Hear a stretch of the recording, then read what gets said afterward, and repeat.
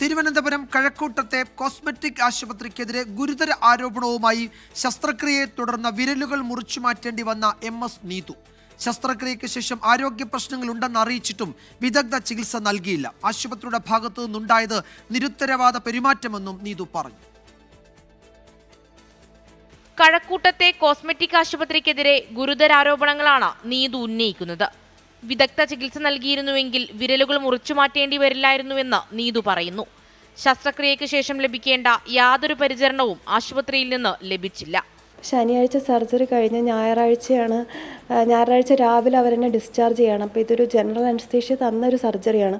അപ്പോൾ ഒരു 24 മണിക്കൂർ എന്നെ ഒബ്സർവേഷൻ ഇടാതെയാണ് അവരെന്നെ വിട്ടത്.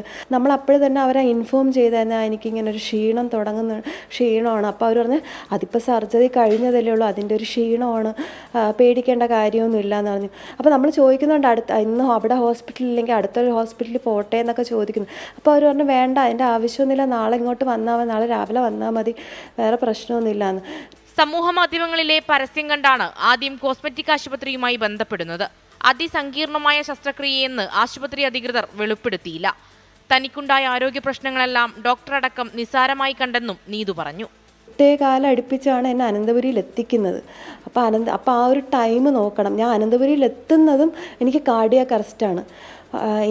എന്നെ ഇന്നോവ കാറിലാണ് കൊണ്ടുപോയത്. അപ്പോൾ എന്തെങ്കിലും ഒരു 5 മിനിറ്റ് മുന്നേ ആണ് എനിക്ക് ഈ കാർഡിയാക് അറസ്റ്റ് വന്നിരുന്നെങ്കിൽ ഞാൻ ആ കാറിലിരുന്ന് മരിച്ചു പോകത്തേ ഉണ്ടായിരുന്നുള്ളൂ.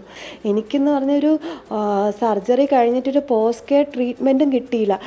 ഫെബ്രുവരി 22-നാണ് അടിവയറിലെ കൊഴുപ്പ് നീക്കാനുള്ള ശസ്ത്രക്രിയയ്ക്കായി നീതു കഴക്കൂട്ടത്തെ കോസ്മെറ്റിക് ആശുപത്രിയിൽ എത്തുന്നത്.